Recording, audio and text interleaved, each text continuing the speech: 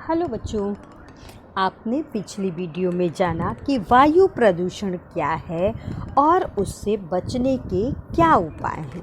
बच्चों, आज के इस वीडियो में हम जानेंगे कि जल प्रदूषण क्या है, उसके क्या कारण हैं और उसके क्या प्रभाव हैं। बच्चों, इस शताब्दी में जनसंख्या में तेजी से वृद्धि, औद्योगिकरण से नदी झीलों के जल धीरे धीरे ऐसे पदार्थों की मात्रा से भरते चले गए जो स्वास्थ्य के लिए विशेष हानिकारक होते हैं। बच्चों, मैं पहले भी आपको बता चुकी हूँ कि प्रदूषित जल से अनेकों बीमारियाँ हो जाती हैं। जल में जब अनेक प्रकार के खनिज लवण, कार्बनिक और अकार्बनिक पदार्थ तथा गैसों के एक निश्चित अनुपात से अधिक तथा अन्य अनावश्यक व हानिकारक पदार्थ घुले होने से जल जो है वो प्रदूषित हो जाता है। अब जानते हैं जल के प्रदूषित होने के प्रमुख कारण क्या हैं। बच्चों, जल प्रदूषित होने का पहला कारण है वाहित मल। नगरों में मकानों से निकला मल मूत्र व कूड़ा करकट भूमिगत नालियों द्वारा नदियों तथा झीलों आदि में गिराया जाता है। इसी तरह कारखानों द्वारा विसर्जक पदार्थ भी नदियों के जल में मिलाए जाते हैं, जिससे नदी का जल दूषित हो जाता है और जो कार्बनिक पदार्थ हैं वो अपघटित होते हैं और हानिकारक पदार्थ उत्पन्न करते हैं, जिससे जल दूषित हो जाता है। दूसरा है बच्चों घरेलू अपमार्जक।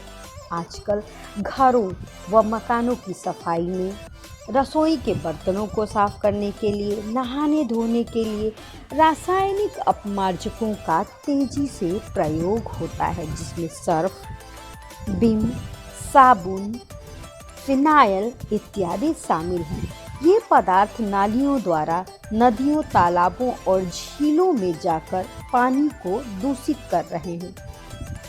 अपमार्जक पदार्थों का पूर्ण रूप से ऑक्सीकरण न होने के कारण कार्बन डाइऑक्साइड, अल्कोहल व अन्य कार्बनिक अम्ल उत्पन्न होते हैं जो जल को प्रदूषित करते हैं। अगला है बच्चों औद्योगिक अपशिष्ट। स्वतंत्रता के बाद भारत में तेजी से औद्योगिक उन्नति हुई है, जिससे कल कारखानों में वृद्धि हुई है और अपशिष्ट जो पदार्थ निकलते हैं इन कल कारखानों से, वो सभी जो हैं वो किसी न किसी तरह से हमारे जल के स्रोतों को समस्या खड़ी कर रहे हैं।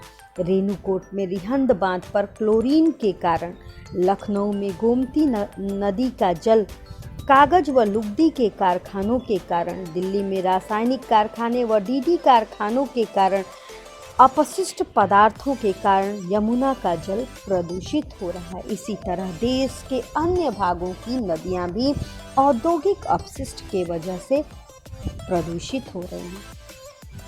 अगला है कीटनाशी पदार्थ। बच्चों, बढ़ती हुई जनसंख्या की खाद्य संबंधी आवश्यकताओं को पूरा करने के लिए बहुत सारे कीटनाशकों का प्रयोग बढ़ता जा रहा है। गैमेक्सिन एक ऐसा ही विषैला रासायनिक पदार्थ है जो वर्षा के पानी में घुलकर जल को प्रदूषित करता है। इसके अलावा भी बच्चों बहुत सारे रासायनिक पदार्थ जो कीटनाशी के रूप में प्रयोग किए जाते हैं वो किसी न किसी प्रकार से जल को प्रदूषित करते हैं। अगला है रेडियोधर्मी पदार्थ। बच्चों, परमाणु बिजली घरों में संयंत्रों को ठंडा करने के लिए पानी की बहुत अधिक मात्रा की आवश्यकता होती है। इस जल का तापक्रम बढ़ जाता है और यह जल जब नदियों और झीलों के जल में मिलता है तो वहाँ के जल का तापक्रम भी बढ़ा देता है, जिससे अनेक जलीय जीव मर जाते हैं और कभी कभी इन उपकरणों से रेडियोधर्मी पदार्थों का भी विकिरण हो जाता है। तो बच्चों, ये है जल के प्रदूषण के कारण, जो मेजर कारण है। अब बच्चों, जल के प्रदूषण का हमारे जीवन पर क्या प्रभाव पड़ता है? पहला है मानव स्वास्थ्य पर प्रभाव।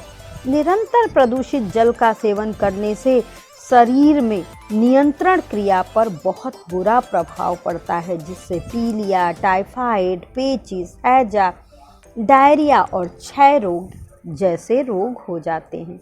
दूसरा, जलीय जीवों को हानियां। प्रदूषित जल में ऑक्सीजन की मात्रा घटने लगती है, जिससे जलीय जीवों, मछलियों की मृत्यु होने लगती है।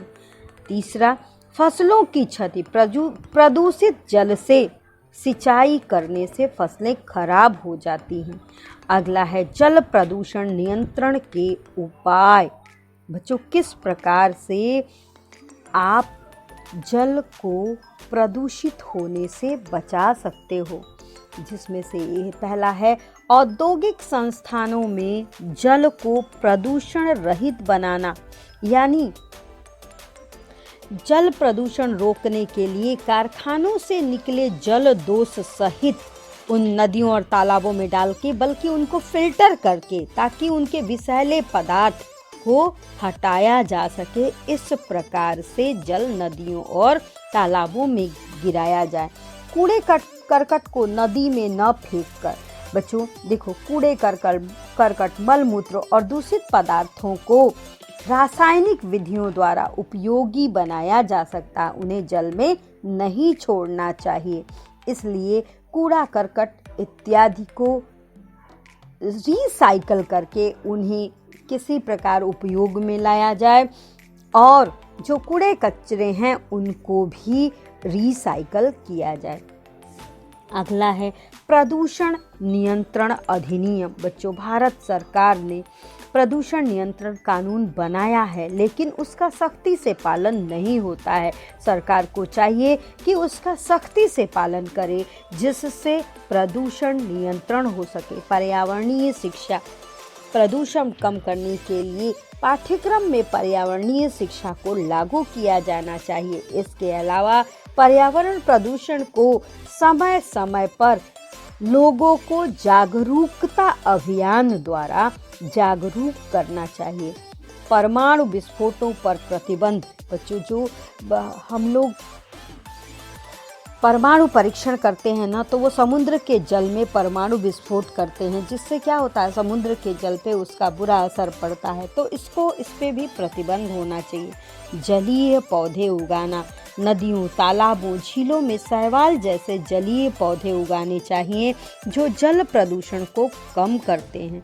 शवों को जल में डालने पर प्रतिबंध। बच्चों, धार्मिक परंपराओं का विरोध करके शवों को नदियों और झीलों में प्रवाहित करने से रोकना चाहिए। बड़े बड़े कारखानों, नदियों को सघन आबादी से दूर रखना चाहिए। कारखानों से निकले विषाक्त पदार्थों को निर्जन स्थानों पर पाइप द्वारा विसर्जित करना चाहिए। नदियों में कारखानों के गर्म पानी को मिलने से रोका जाना चाहिए।